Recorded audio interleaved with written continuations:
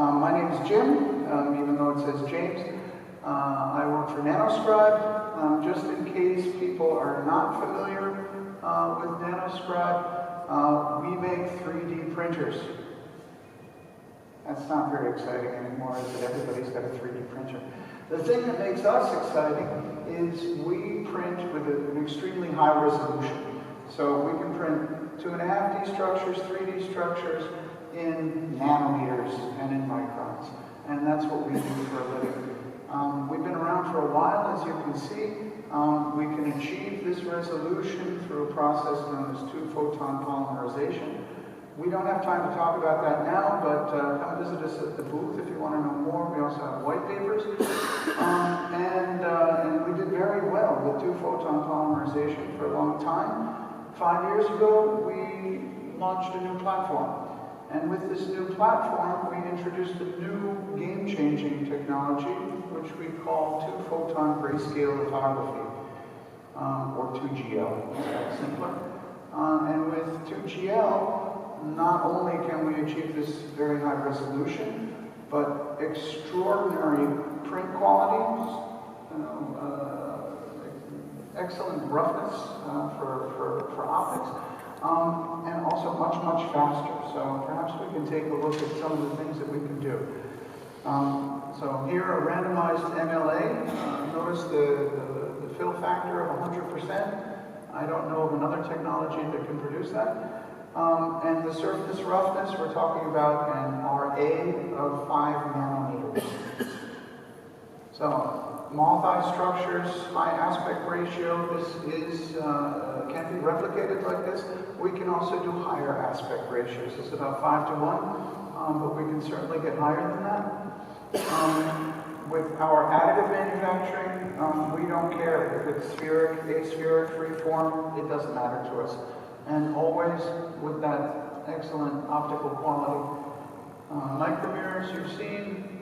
Fresnel lenses, everybody's got them. We can do 90-degree walls. I know you can't replicate 90-degree walls, but we can print them. It's not a problem for us.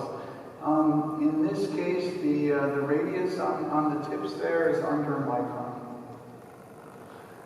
More complicated Fresnel patterns are also no problem for us. Sinusoid, concave, convex, anything possible. Cylinder lenses, prisms. But 3D is where we really are at home. So what we're looking at here is a stacked triplet lens. Those lenses are double-sided, partially with diffractive optical elements as well. Once again, the surface quality, both on the upper side and the lower side of the lens, is extraordinary. In this case, this gets printed directly onto an optical fiber, and it corrects for 2 different wavelengths through the use of only one single material, and that's because of the diffractive optical element that's in there. There, another look. We also like to print on things like optical fibers and lens fiber arrays, or on chips, TO cans. So photonic integration is a real hot topic for us right now. My colleague Jörg is going to have a talk this afternoon over in the other room. So if you want to go to his talk, I would recommend it. Otherwise, you can find us at the booth. Good. Consumer electronics. So there are lots of electronics around out there that people are using. I don't know how many of you have one of those things in your pocket. Anybody? Oh, one. Okay, very good. I'm glad that technology is coming around. Yeah, there are all sorts of things in there. So we've got front side cameras, back side cameras, time of flight sensors, diffusers, Fresnel lenses for the flashes. It's just full of stuff. So my phone, it won't let me in. Yeah, maybe the mustache isn't working. So, but what we do here is we have grid projections, and those are usually done using diffractive optical elements. And we can print not only square DOEs, we can also print continuous surfaces, and that's thanks to this 2GL technology. Not only that, but you can see that we've moved way beyond where we used to be in the past. In the upper images there, you can see where the printed fields attach to one another, and we have stitching seams, and you can see the effect on the dot grid with the stitching seams. But now we can print. We're still moving our stage around and printing in fields, but you can see how homogeneous the dots are there. So this was another thing that we were doing, working on homogenizers. We were looking to see, okay, is it better to use convex lenses or concave lenses, or mix them up? Which one do you guys like? Anyone? Anyone?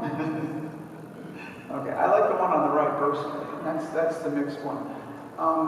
This is what it looks like over here. And by the way, this is also put together with stitched printing fields. You won't find the stitching. Good. Other homogenizers. Here, a fly-side homogenizer. You get a quick view at our latest software, which is called NanoPrintX. Here we have a seed-based software, so you can just go ahead and put in lens formulas and quickly put in a number, build an array, and you've got exactly what you want. Very easy to use, works very quickly, and as you can see, it prints really well. This is uncorrected, non-iterated, and still good quality. With iterations, of course, we get much better. One of the principal things that we can do with the new technology, especially for people who are working on their design still, the Quantum X series is able to do an iteration a day. New lens design, you don't need to order a micromold, test it out, pay lots of money.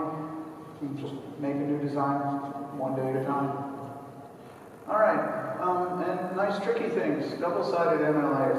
Anybody interested in those? Okay, very nice, yeah. Come talk to us later. Yeah, very nice. We have wonderful alignment capabilities. This comes out of the work that we do in photonic integration. We can print one side with markers, find the markers, print the other side. Very nice accuracy. Good, so let's see if we can wake up a little bit. We like to do our 2.5D structures using grayscale images. It goes right into the software easily and repeatedly. Here we've got a lenticular lens that we're printing here. If you wanted to array it, scale it, stretch it, anything, no problem at all. Back in the old days, yeah, this lens, which is correcting spherical aberrations on an endoscope, I don't really like the quality of it, and it took 12 hours to print. What do you guys think it takes to print now? In better quality. I'm going to say A, B, C, okay, D, okay. Well, the C's and the D's win.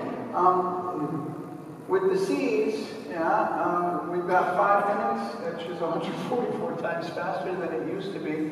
And there we have a roughness of under 10 nanometers. If you can live with a little bit more roughness, well, then you can get it in 2 minutes. A lot nicer than 12 hours. All right, and due to the speed that we have and the ability for us to make such super surfaces, we can make the super surfaces that we've seen on the top of the lens, on the bottom of the lens, but we can also print the lenses sideways with good accuracy and quality. We can also do production runs. So these are lenses are about 2 millimeters in diameter, about a millimeter thick. Those are lenticular lenses, so non-flat, and that's why they're printed standing up. We have them over at the booth. Unfortunately, our holder got dropped, so they flew all over the place. But it was fun to go ahead and put them in order again. So smaller production runs are no problem for us. Otherwise, We, of course, can work with many known companies. Thomas was talking before about replications done with Nanoscribe masters. So I'm making a shout out to Thomas here with EBG. No problem using our masters and going into nano-imprint lithography. Also no problem going to injection molding. That's it.